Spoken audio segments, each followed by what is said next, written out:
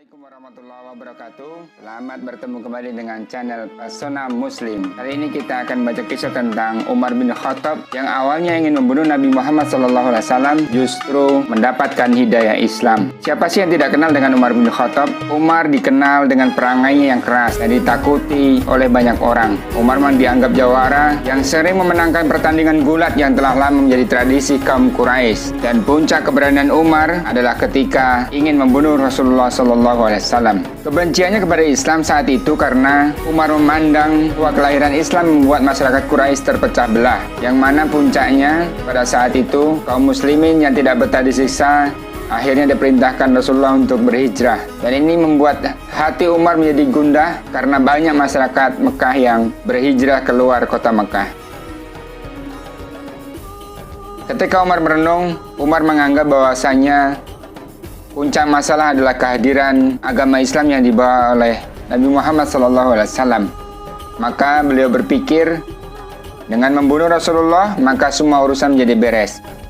Masyarakat Mekah yang keluar Mekah bisa kembali ke Mekah, akhirnya mereka bisa hidup normal kembali. Itulah yang diangan-angankan oleh Umar. Dia ingin membunuh Rasulullah agar masyarakat Mekah kembali bersatu seperti sedia kala. Nah, setelah tekadnya bulat, pada suatu hari Umar telah bersiap dengan pedang terhunus untuk menemui dan membunuh Rasulullah di rumah Al-Arqam bin Abi Al-Arqam, atau dia lebih dikenal dengan Darul Arqam. Di sana memang tempat Rasulullah SAW bersama para sahabat biasa berkumpul dan membahas tentang dakwah Islam. Hari itu juga Umar bergegas menuju Darul Arqam dengan muka yang beringas, mata yang nanar. Ada beberapa orang yang berpapasan di jalan sudah menduga pasti Umar ada urusan yang sangat besar, sehingga membawa pedang dan raut muka yang sangar. Namun qadarullah, di dalam perjalanan menuju Darul Arqam, Umar bertemu dengan Nu'aim bin Abdullah. Nu'aim bertanya, "Ya Umar, mau kemanakah engkau?" Umar menjawab, "Mau membunuh itu, si murtad itu." "Si murtad yang mana?" kata Nu'aim. "Yang mana lagi? Yang telah memecah bangsa kita, yang menghina berhala-berhala kita, yang menjelek-jelekkan nenek moyang dan keturunan kita. Siapa lagi kalau bukan Muhammad?" Lalu kata Nu'aim, "Umar, tidak salahkah engkau? Salah kenapa? Apakah engkau tidak malu? Engkau mau pergi membunuh Muhammad sementara adikmu sendiri Fatimah? Dia sudah termasuk salah seorang pengikut Muhammad." Mendengar hal itu, muka yang awalnya tadi sudah merah tambah menjadi kelam. Bukan main kagetnya Umar bin Khattab. Orang lain dia musuhi, orang lain dia kejar-kejar. Ini malah adiknya sendiri menjadi pengikut baginda Nabiullah Nabi Muhammad SAW. Akhirnya Umar mengurungkan niatnya ke Darul Arqam. Dia berbalik menuju rumah adiknya Fatimah. Dan sesampai di depan rumah Fatimah, Umar mendengar seseorang membaca sesuatu, yang itu adalah ayat-ayat Al-Quran yang dibacakan oleh Habab bin Al-Aras. Lalu digedorlah pintu rumah Fatimah oleh Umar. Lalu dari dalam rumah, Fatimah bertanya, "Siapa di luar?" "Umar," jawabnya. Akhirnya Habab bin Al-Aras lari bersembunyi di belakang pintu, sedangkan Fatimah menyembunyikan suhuf Al-Quran yang kala itu dibaca. Akhirnya mereka terburu-buru untuk membukakan pintu karena takut Umar marah. Setelah pintu terbuka, Umar menginterogasi, "Saya tadi mendengar suara bisik-bisik, apa itu?" Jawab Fatimah, "Saya tidak mendengar apa-apa." "Tidak," kata Umar. "Saya sudah mendengar bahwa kamu berdua sudah menjadi pengikut Muhammad dan agamanya." Ia berkata begitu sambil menghantam Sa'id bin Zaid keras-keras. Sa'id adalah suami Fatimah. Fatimah, adik Umar yang berusaha hendak melindungi suaminya, juga mendapat pukulan keras sampai berdarah. Melihat tindakan Umar yang demikian, mereka berkata, "Ya, kami memang sudah masuk Islam dan kami beriman kepada Allah dan Rasulnya. Sekarang lakukanlah apa saja sekehendakmu."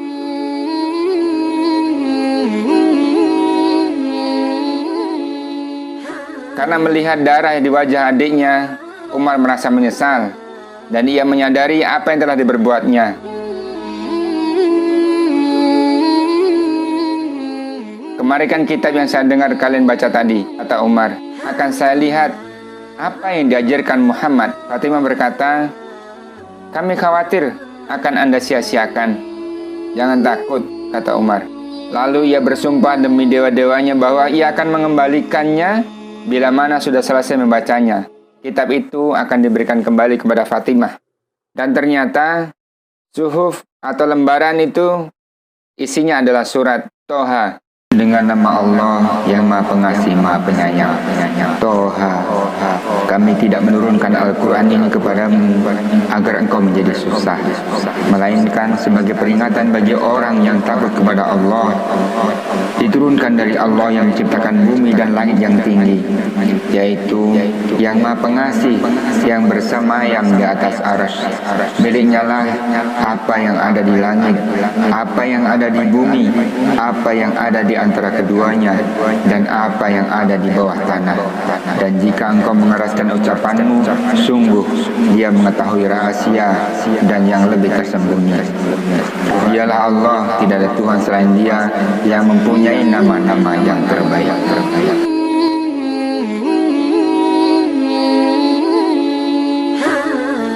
Sudah sebagian dibacanya, Umar berkata, "Sungguh indah dan mulia sekali kata-kata ini."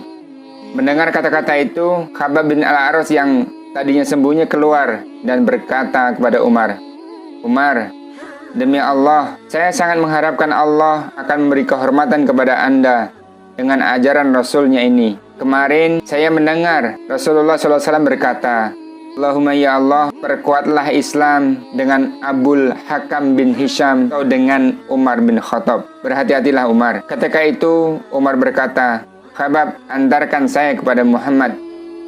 Saya akan menemuinya dan saya akan masuk Islam."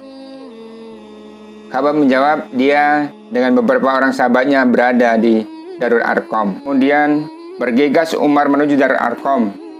Saat di Darul Arqam, Nabi sedang berkumpul bersama para sahabat, termasuk ada Sayyidina Hamzah yang juga dikenal sebagai jawara Mekah.